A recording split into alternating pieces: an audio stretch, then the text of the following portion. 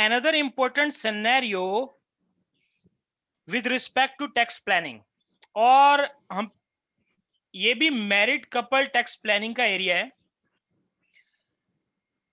इसमें बोल क्या रहा है कि after taking account of the tax planning measures the couples revised tax liabilities will be.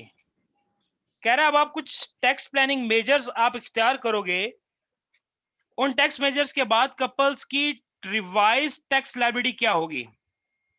Okay, Adam and Zoe are a married couple. Before taking account of any tax planning measures, you have prepared a forecast of the couple's tax position for the tax year 2021।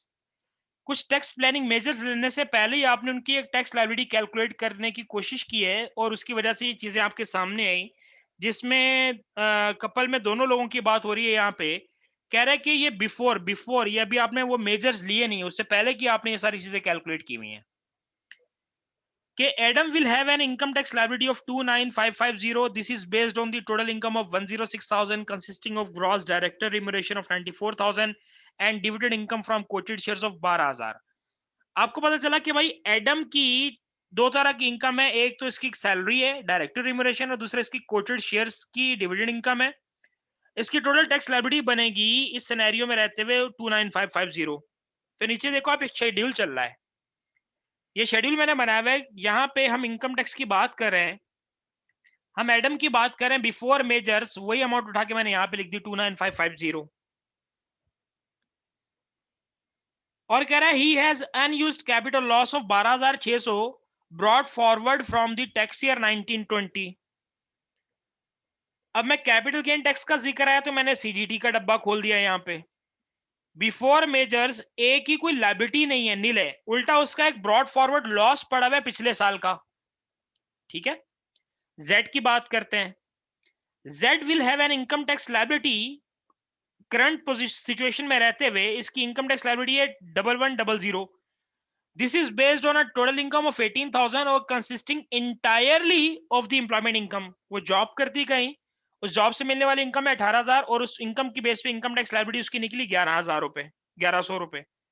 तो मैं अब यहाँ पे बात कर रहा हूँ Z की इनकम टैक्स की बात करें तो जेड की इनकम टैक्स 1100 है, और आगे बोल रहा है she will also have a CGT liability of 3,800. This is in respect of the disposal of quoted share which will result in chargeable gains of 47,000। हमें कुछ कैलकुलेट नहीं करना, कैलकुलेट करके इस 47,000 पे उसकी सीजीटी कैलकुलेट करके दी गई है 3,800 की, और कह रही है disposal will not qualify for business asset disposal relief and if any gains qualify for business asset disposal relief सो उन गेन्स पे डायरेक्टली सीजीटी रेट 10% अप्लाई होता है। और यहाँ पे उसकी वाइफ की सीजीडी लायबिलिटी हमें कैलकुलेट करके दी हुई है, that is an amount of Z की अगर हम बात करें, जेड की capital gain tax liability is 3,800। तो before measures total income tax बन रहा है भाईजान 30,650 कपल का। Before measures capital gain tax बन रहा है कपल का टोटल में 3,800 का। अब आजो वो मेजर्स पढ़ते हैं कि वो टैक्स प्लानिंग मेजर्स क्या हैं, और उन टैक्स प्लानिंग मेजर्स को अकाउंट फॉर करते हुए हम रिवाइज्ड टैक्स लायबिलिटी निकालेंगे, जैसे रिक्वायरमेंट में बोला हुआ है आपसे कि after taking account of the tax planning measures the couples revised tax liability will be. तो यहां पे हम इस कपल के लिए सबसे पहले इनकम टैक्स की इंप्लीकेशंस भी देखेंगे और कैपिटल गेन टैक्स की इंप्लीकेशंस भी देखेंगे, लेकिन इन मेजर्स को मायने में रखते हुए कि जो टैक्स मेजर्स ये लेंगे उसकी बेस पे क्या निकलेगा।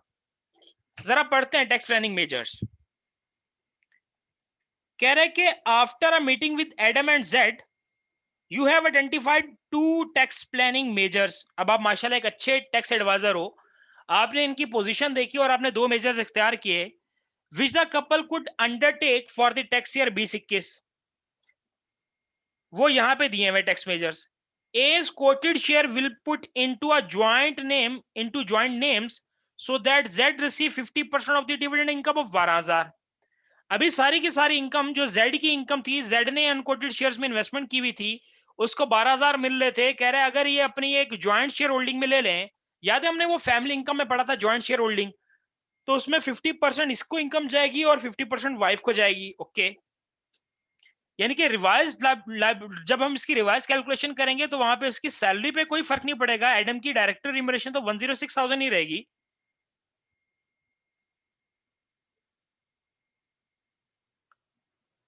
सॉरी, डायरेक्टर रिम्यूनरेशन 94,000 ही रहेगी, लेकिन उसकी, अच्छा बाय द वे, अभी जो उसकी दोनों अमाउंट थी ना, ये 12,000 और ये 94,000 मिला कि उसकी टोटल इनकम बनी थी 106,000। आफ्टर प्लानिंग मेजर्स उसकी ये अमाउंट तो सेम रहेगी, लेकिन ये 12,000 कन्वर्ट होके 6,000 हो जाएगी, बिकॉज अकॉर्डिंग टू दिस 50% उसकी वाइफ को ट्रांसफर हो जाएगा। ये इनकम टैक्स के हिसाब से। सेकंड प्लानिंग मेजर जो लिया इन्होंने, दो प्लानिंग मेजर्स हैं ये, नंबर 1, नंबर 2।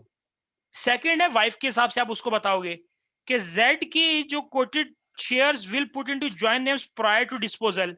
कि याद है, देखें यहाँ पे जेड ने एक डिस्पोजल किया था कोटेड शेयर्स का यहाँ पे, और उन कोटेड शेयर्स पे इसका जो गेन निकला था वो 47,000 का निकलेगा। कह रहे कि अगर आप ये बिफोर, अच्छा ये अभी तक हुआ कुछ नहीं है, ये करंट सिचुएशन में रहते हुए आपने लायबिलिटी कैलकुलेट की थी, बिफोर टेकिंग अकाउंट आपने ये सारा कुछ करके देखा था। अब आप उनको गाइड कर रहे हो कि अगर आप बेचने से पहले, इसकी वाइफ ये डिस्पोजल करने से पहले इन शेयर्स को ज्वाइंट नेम्स में रख देंगे तो उसकी वजह से भी फायदा होगा। अब ज्वाइंट शेयर होल्डिंग में अगर कोई चीज चली जाए तो वो भी 50-50% डिवाइड हो जाती है बिटवीन कपल। तो यानी कि अब यहाँ पे जो भी गेन था 47,000 का, वो फिलहाल जेड को मिल रहा था, लेकिन जब ये ज्वाइंट शेयर होल्डिंग में चले जाएगा तो ये दोनों पर्सन को मिल रहा होगा। अब हमने इसको इनकम टैक्स, ये पहला मेजर इनकम टैक्स का, सेकंड मेजर है कैपिटल गेन टैक्स का। इन दोनों प्लानिंग मेजर्स के हिसाब से हम इसको जरा गाइड करेंगे कि हमने करना क्या है। तो यहाँ पे मैं आफ्टर मेजर्स इसके लिए कैलकुलेट करूंगा वर्किंग 1 इनकम टैक्स में, और सेकंड मेजर जो था वो कैपिटल गेन टैक्स का था, उसके लिए हम वर्किंग 2 करेंगे। Total tax saving of working 1, अच्छा टोटल सेविंग या कॉस्ट आएगी, कैसे आएगी, वर्किंग 1 और वर्किंग 2 के आंसर से।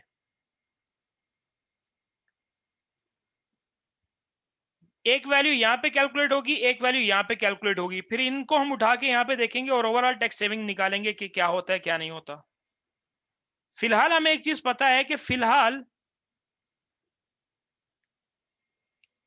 उनका ये हिसाब किताब बन रहा है, ये टोटल इनकम टैक्स है उनका और ये टोटल सीजीटी है। अब हम कंपेयर करके बताएंगे चीजों को कि फाइनली क्या बना। सही है, चले वर्किंग 1 स्टार्ट करते हैं। इसमें वर्किंग 1 में हम दोनों लोगों के लिए काम करेंगे। हम ए की भी रिवाइज्ड इनकम टैक्स लायबिलिटी निकालेंगे और जेड की भी income revised income tax liability निकालेंगे।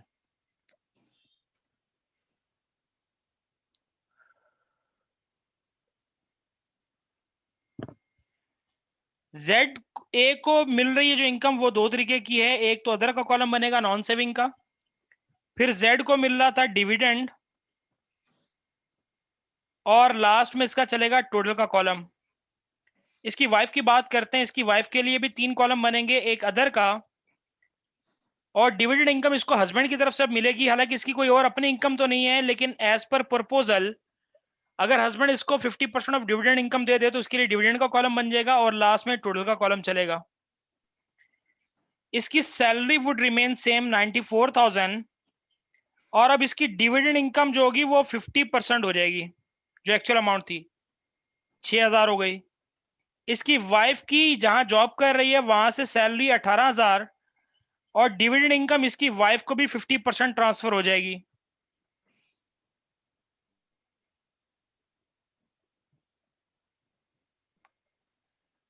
तो 6,000 इसकी वाइफ के कॉलम में भी आ जाएगा। अगर मैं टोटल की बात करूं 94,000, 6,000, और ये टोटल इसका हो गया 1,00,000 रुपए।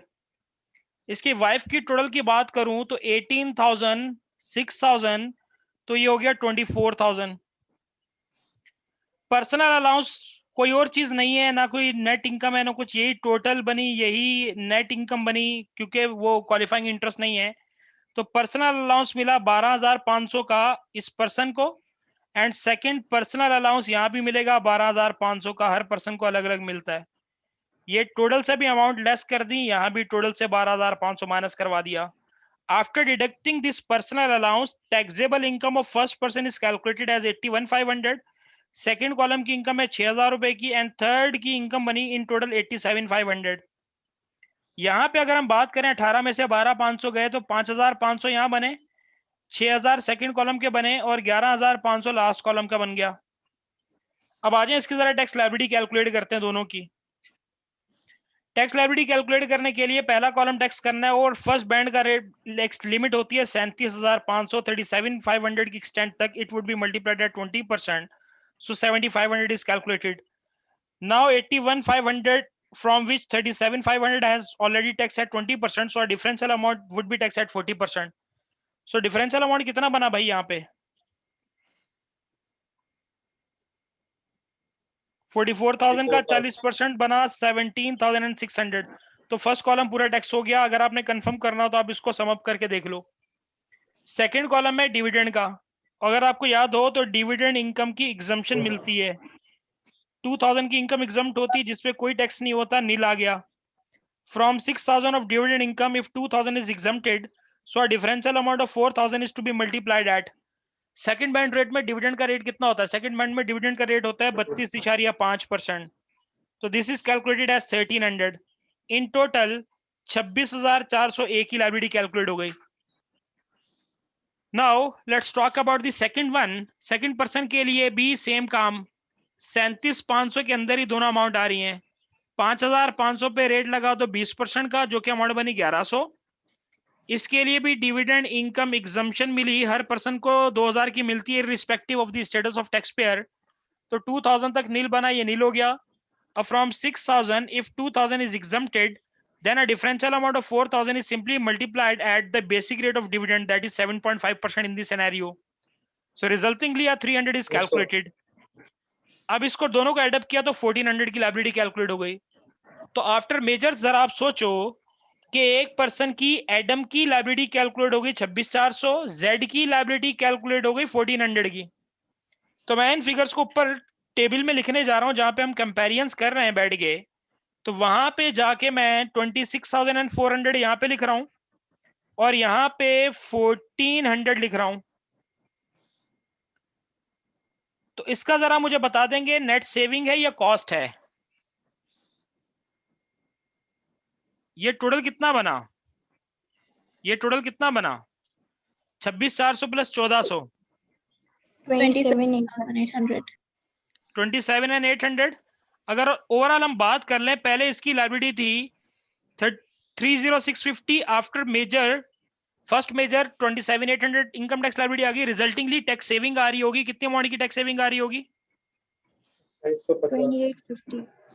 2850 ये टैक्स सेविंग है, नेट सेविंग है. अगर हम इंडिविजुअली भी बात करें तो पहले पर्सन की लायबिलिटी थी 29,550 जो कि कम हो गई 26,400 से. कितने से कम हो गई? What is the difference? Sorry, अच्छा ये this minus this is equal this 3150. 3150. पहले ये 1,100 की लायबिलिटी दे रही थी, अब ये 1,400 की लायबिलिटी दे रही है, तो 300 से लायबिलिटी बढ़ गई. तो नेट ऑफ करके देखोगे 3150 तो यही 2850 आ रहा होगा. 3150 माइनस 300 2850. तो दोनों तरीके से हमने कंफर्म कर लिया. यहां तक किसी को कोई प्रॉब्लम? सही है. अब सेकंड मेजर की बात करते हैं कि उसकी वाइफ जो एक शेयर डिस्पोज करेगी तो उसपे उसको चार्जेबल गेन निकलेगा 47,000 का. एंड एज पर मेजर 2, अगर ये जेड इसकी जो वाइफ है अगर इस शेयर होल्डिंग को एक ज्वाइंट नेम में रख दे प्रायर टू डिस्पोजल, डिस्पोज करने से पहले, तो भाई अगर प्रायर टू डिस्पोजल वो ज्वाइंट शेयर होल्डिंग में चला गया तो जो भी गेन्स होंगे वो दोनों में डिस्ट्रीब्यूट हो जाएंगे. वेयरएज जो उसका हस्बैंड है ए, उसके फिलहाल कोई गेन नहीं है, उसका एक लॉस पड़ा हुआ है. तो अगर इसका कुछ गेन इसकी वाइफ की तरफ से ट्रांसफर हो जाएगा तो इसके लॉस पे रिलीफ मिल सकता है क्योंकि इसका लॉस उसमें एडजस्ट हो जाएगा. फिर आज हम जरा वर्किंग नंबर 2 की तरफ चलते हैं. वर्किंग 2 में भी हम दो लोगों के लिए काम करेंगे, ए के लिए और जेड के लिए. अगर ए के, अब मैं यहाँ पे चार्जेबल गेन की बात करूं तो चार्जेबल गेन कितना आ जाएगा भाई इसका? 47,000. अगर ज्वाइंट शेयर होल्डिंग में बेचने से पहले ये रख देते तो 47,000 का 50% इसे मिल जाएगा जो कि अमाउंट बनी 23,500 रुपए की। हर पर्सन की एनुअल एग्जाम्पशन अवेलेबल होती है हर साल की, तो 12,300 इसकी एग्जाम्पशन माइनस हुई, डिफरेंशियल अमाउंट कितनी बची? 11,200। अब आप मजे की बात देखो, अगर ये नहीं काम होता तो इसका ये अनयूज लॉस 12,600 कभी भी जो पिछले साल का पड़ा हुआ इस साल ब्रॉड फॉरवर्ड हुआ, तो जब इसका कोई गेन नहीं था तो ये अगले साल चला जाता, लेकिन इसकी वाइफ की तरफ से जिसको गेन ट्रांसफर हुआ तो इसका ये लॉस, अनयूज कैपिटल लॉस यहाँ पे एडजस्ट हो सकता है, लेकिन मैक्सिमम कितनी अमाउंट तक एडजस्ट हो सकता है? 11,200 तक। Unused brought forwarded capital loss, वो यहाँ पे रिलीफ उसने हमें माइनस करने के बाद इसका चार्जेबल गेन हो गया नील। हाँ, वो अलग बात है कि टोटल अमाउंट जितनी भी थी 12,600 की, 12,600 में से हमें मैक्सिमम रिलीफ इतना मिल सकता है क्योंकि प्रिजर्व करनी होती है एनुअल एग्जाम्पशन। हम चाहते तो 23,500 में से पूरा लॉस भी माइनस कर सकते थे 12,600 का, हम पूरा लॉस भी 12,600 का चाहते तो इस 23,500 से माइनस कर सकते थे, लेकिन हम ये कॉन्सेप्ट पढ़ के आए पीछे कि आप लॉस इतना एडजस्ट करो कि आपकी एनुअल एग्जाम्पशन प्रिजर्व हो जाए, वेस्ट ना हो। तो इसलिए पहले मैंने एनुअल एग्जाम्पशन माइनस करे, फिर बाकी डिफरेंशियल अमाउंट में से 11,200 का ये लॉस माइनस किया। डिफरेंस अमाउंट कितनी बची?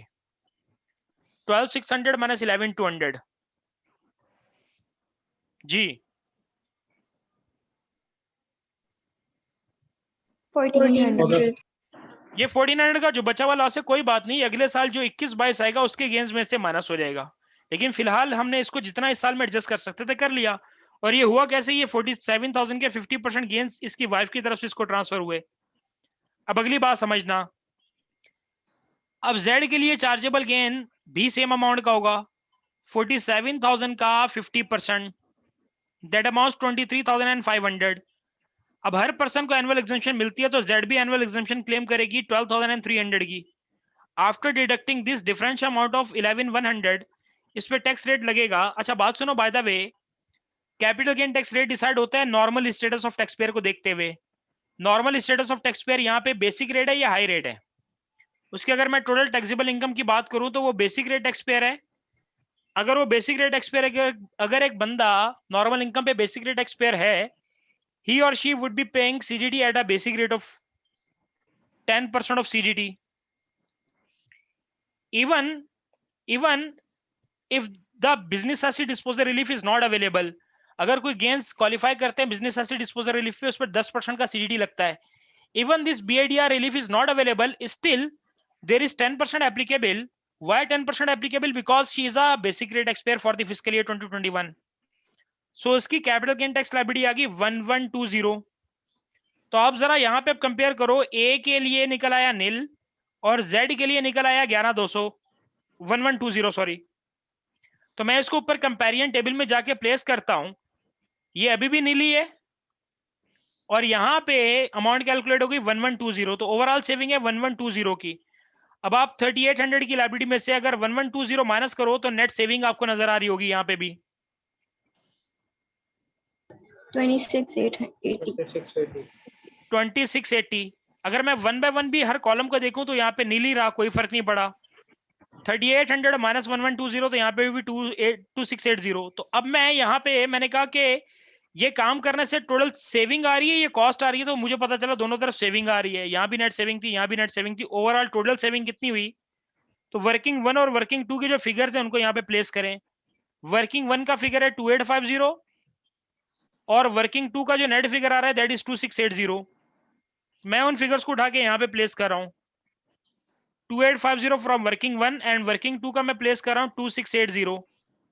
टोटल सेविंग बता दो कि कितनी हो गई? 5530. तो 5530 टोटल टैक्स सेविंग हो गई। तो अब आप बीइंग अ टैक्स एडवाइजर अपने क्लाइंट को क्या मशवरा दोगे कि वो ये दोनों मेजर्स ले लें या नहीं लें? ले लें, क्योंकि उससे ओवरऑल टैक्स सेविंग उनकी बच रही है 5,503 पाउंड्स की टैक्स सेविंग हो रही है।